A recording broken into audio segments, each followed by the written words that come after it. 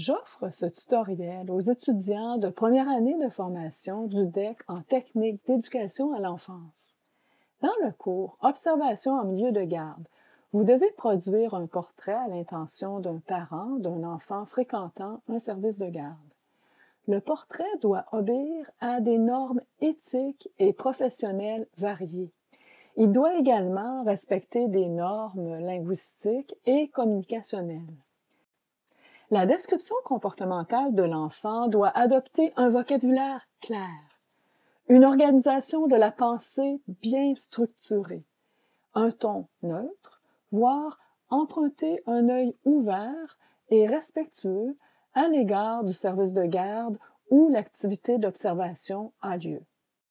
Les prismes d'Antidote vous permettront de vérifier si votre texte atteint ses objectifs.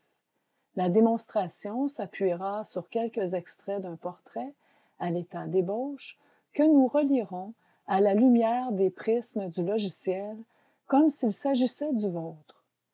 Vous poserez les mêmes gestes au laboratoire. Rappelons qu'un test portant sur le contenu de la formation aura lieu en début de séance. Soyez ponctuels. Où se cachent ces fameux prismes? Activons le correcteur. Outre le prisme de correction, la fenêtre de détection vous offre un prisme de révision très utile dans le cadre de l'écriture d'un portrait. Nous utiliserons également un second, dit d'inspection, orienté vers l'analyse des composantes syntaxiques, notamment les temps de verbe. 4 étapes composent la formation. La démarche s'appuie sur la grille de révision que nous vous avons fournie. Le tableau suivant vous permet d'accéder à la section utile par le minutage indiqué. Première étape de la formation, l'introduction. Le premier prisme de révision engage la réflexion. Vous vérifiez avec les filtres qui, quand, où, locuteur, du prisme de révision pragmatique, le degré de précision des informations relatives au contexte d'observation et à ses référents, soit les personnes impliquées. Il permet de voir avec le filtre qui les zones où l'acteur de votre texte est présent. Les informations fournies sur l'enfant sont-elles complètes? En relisant votre texte du point de vue des observations temporelles, vous constatez que de nombreuses précisions manquent. Les coordonnées concernant l'emplacement et le lieu de l'activité sont également partielles. Vous fournirez les informations manquantes. Les interrogatives et soulignements en bleu symbolisent les faiblesses du contenu. Plusieurs maladresses ou incorrections d'écriture sont notables dans la désignation de l'enfant et de son groupe d'appartenance, notamment. Le filtre locuteur surlignera les zones du texte attribuées à la présentation que vous faites de vous-même. On doit comprendre votre rôle, le contexte de votre travail. Profitez de cette réflexion pour commander des accords au féminin ou au masculin pour vous-même. Deuxième étape, le cœur du portrait. Les étapes de votre portrait sont-elles bien délimitées? Repérez, grâce au filtre de charnière du prisme de révision logique, la présence ou non d'un articulateur logique à chacune des étapes du portrait. Il y a beaucoup de charnières dans cette ébauche, autour de 25. C'est trop. Et elles se répètent. Par malheur, elles sont absentes là où on en requiert. Le portrait est présenté à un parent, ne l'oubliez pas. Il faudra réécrire la phrase « Nous avons la dimension cognitive ». Le pronom « nous » est erroné. De plus, on chassera un verbe terne. Consultez le dictionnaire des synonymes des termes quanta en ce qui concerne afin de guider vos choix. L'étape suivante est l'une des plus stimulantes. Nous ferons le repérage des éléments relevant de la sémantique. Appliquez le filtre négatif du prisme de révision sémantique pour repérer les termes dépréciatifs transmettant un jugement de valeur. Vous reformulez 7 des 17 termes détectés afin de retirer les connotations négatives qu'ils introduisent. Ainsi, il utilise seulement 3 couleurs deviendra il privilégie 3 couleurs.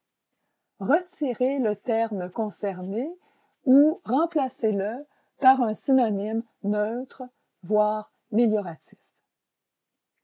Les verbes que vous employez réfèrent-ils à des actions concrètes? Grâce au filtre des verbes ternes du prisme de révision lexique, chassez les verbes passe-partout, tels que faire.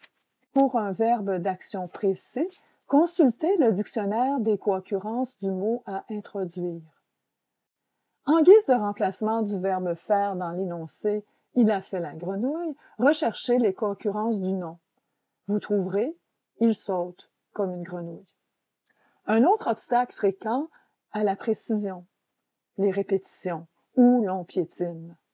Pour en isoler une, cliquez dans la colonne de droite, maniez l'empan, correspondant à la distance maximale tolérée entre 2 répétitions. Fixez une limite courte à l'empan. Isolez les répétitions les plus irritantes. Quelles sont les solutions? Explorez les synonymes et les synonymes des mots synonymiques, voire les éponymes. Vous gagnerez en précision. De sauter à bondir. Employez un aspect de la définition du mot.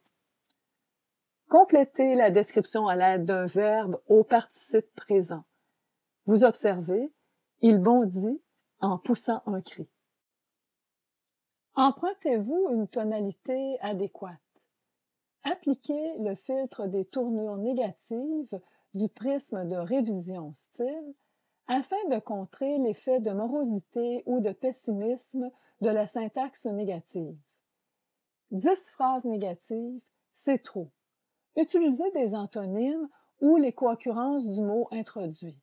Il n'était pas sûr de comment jouer de l'instrument devient il improvise une mélodie au banjo. Il ne parle pas pour bien comprendre ce que Sonia dit, mu en il écoute Sonia lors de ses interventions. Transmettez-vous le sentiment que l'événement décrit est en cours. Observez grâce au filtre temps de verbe du prisme d'inspection conjugaison les temps de verbe employés. Substituez le temps adéquat. Le passé composé de l'indicatif pour décrire vos actions, le présent de l'indicatif pour décrire les comportements de l'enfant. Troisième étape, la conclusion. Terminez sur une note positive. Mettez une touche personnelle. Examinez la qualité de votre vocabulaire en finale à l'étape de la conclusion grâce au filtre de sémantique positive du prisme de révision. Y en a-t-il suffisamment?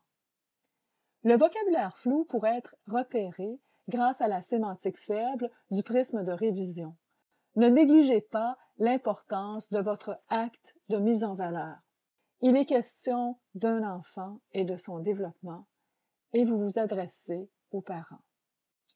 Quatrième étape, le respect des autres conventions d'écriture. D'abord, la longueur de vos phrases. Attribuez une limite de 25 mots à vos phrases en utilisant le filtre de la phrase longue du prisme de révision style. Le réglage par défaut doit être abaissé. Segmentez vos idées. Utilisez les phrases simples. Évitez d'utiliser une virgule pour un point. Retranchez les mots inutiles. Vous venez d'assurer la lisibilité de votre texte. Niveau de langue, est-il correct? Remplacez les termes de niveau familier ou très familier que le prisme de révision lexique repère grâce au filtre de niveau de langue. S'il s'agit d'un propos que vous rapportez, assurez-vous qu'il est pertinent de le faire. Utilisez un niveau de langue correct. Enfin, le traitement des signalements du prisme de correction demeure un préalable à toute réécriture. Éliminez d'abord les analyses partielles en examinant la syntaxe de la phrase marquée d'une telle mention. Longueur excessive, irrégularité. Ici, les 5 analyses partielles proviennent d'erreurs de syntaxe qu'il faut enrayer. Traitez ensuite un à un les soulignements en gras rouge et orangé en approuvant, icône du crochet corrigé, ou en désapprouvant, icône de passage interdit, désactivé, la correction suggérée. Consultez l'infobulle et son explication contextuelle qui donne accès à la grammaire ou au dictionnaire par l'icône du livre inséré. Vous constatez que 13 des 14 détections en rouge sont des erreurs à corriger. Améliorez votre présentation matérielle en traitant les erreurs de typographie signalées par les traits orange gras. L'analyse détaillée à laquelle vous accédez par le bouton de droite de la souris peut vous renseigner sur la nature et la fonction des mots. Vous pouvez toujours entreprendre une recherche libre dans les dictionnaires et guides à votre disposition, notamment sur le fameux cas de l'emploi interdit ou obligatoire de la virgule. Envisagez les passages soulignés par un pointillé rouge qui pourrait demander des corrections à la main. Observez les alertes lexicales marquées par un fin soulignement orange et faites les modifications nécessaires. 6 de ces signalements correspondent à des alertes correctives importantes. Assurez-vous de la cohérence de vos choix dans les réglages. Optez pour l'orthographe rectifiée. Bravo! Suite à votre travail de révision linguistique, aucune erreur ni alerte ne sont affichées dans le tableau de regroupement des erreurs et des alertes d'antidote. Vous avez traité de votre mieux tous les signalements du prisme de correction. Vous l'avez bien compris, Antidote est une réelle suite logicielle d'aide à la rédaction. Vous ne serez pas surpris de découvrir dans l'éventail des guides d'Antidote un guide portant sur le style. Voilà qui clôt notre dernière formation, les prismes du style pour un portrait. D'ici notre laboratoire en classe où il vous sera demandé d'utiliser ces prismes, servez-vous de votre liste de mots et de la grille de révision du portrait d'enfant. Et, évidemment, de tout le matériel que vous avez, votre carnet d'observation et vos notes de cours. Arrivez en classe avec l'imprimé de votre portrait en son état initial, mais aussi avec la version numérique, bien entendu. Nous activerons les prismes. À la toute fin du travail de réécriture et de révision, vous le réimprimerez. Il sera intéressant de mesurer les progrès accomplis. Merci de votre écoute et à bientôt.